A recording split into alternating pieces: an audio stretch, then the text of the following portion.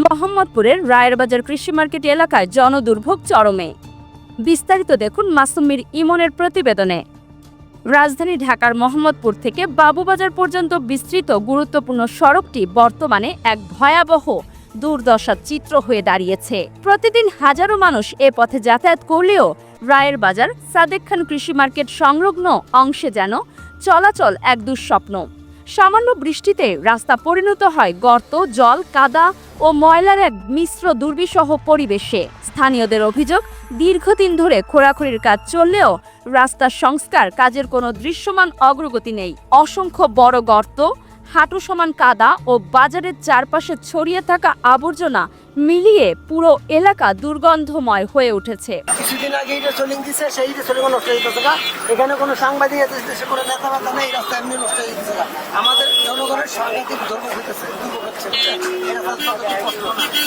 আচ্ছা, এখানে রীতিমতো দেখা যাচ্ছে সবসময় জ্যাম জট লেগেই থাকে। এখানে সবসময় কিন্তু সকাল 7টা থেকে জাম আনা হয়, দিনের 12টা 1টা পর্যন্ত জাম থাকে, আবার 1-2 ঘন্টা লাঞ্চ করে থাকে, আবার বিকালবেলা জাম হয়, রাতে 9টা পর্যন্ত জাম থাকে। সবসময় পথচারীদের হাঁটতে হয় জীবন হাতে নিয়ে। ছোট যানবাহন উল্টে যাচ্ছে আর বড় যানবাহন চলতে বাধ্য হচ্ছে হেলে দুলে। এক দোকানদার ক্ষোভ প্রকাশ করে বলেন, প্রতিদিন কেউ না কেউ পড়ে যাচ্ছে, রিক্সা চলতে পারে না, পানি জমে থাকে, ময়লা পরিষ্কারের কেউ আসে না, এই রাস্তায় তো বাঁচা দায়।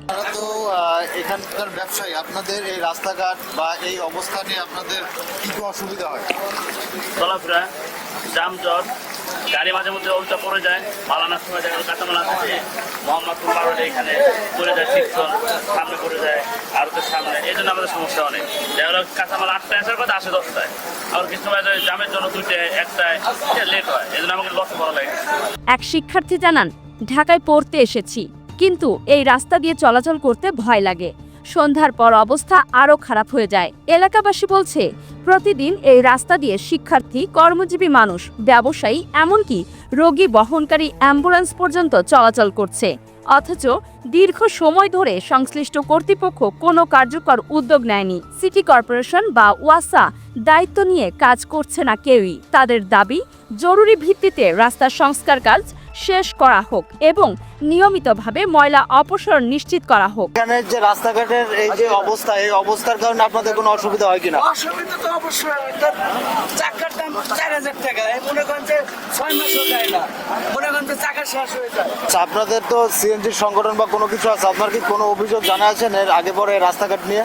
অভিযোগ তো আছে। অভিযোগ এই রাস্তায় বাস চলতো, অনেক বাস চলে না। বাস সবাই অটো রিক্সাওয়ালারা মেরে লাগছে। আগে বাস চলতো, অনেক বাস চলে না, অটো রিক্সাওয়ালারা মনে করছে চালাই আমাকে আমরা বাতে মরে গেছি। অটো রিক্সা যেভাবে চলে, যেভাবে অ্যাক্সিডেন্ট করে, যেভাবে চলে, মনে কোনো ওদের সাথে আমরা পারি না। ওরা ডেলি 1000-3000 টাকা ভাড়া পাবে, আমরা 5000 জমাও দিতে পারি না, এরকম অবস্থা। না হলে গুরুত্বপূর্ণ এই সড়কটি অচল হয়ে পড়বে এবং জনদুর্ভোগ আরও ভয়াবহ আকার ধারণ করবে। চলে এই যে যাতায়াতের আপনাদের যে অসুবিধা, এই অসুবিধাগুলোর এই ব্যাপারগুলো কি কখনো প্রশাসনের কাছে আপনারা দ্বারস্থ হয়েছেন? করেন নাই না?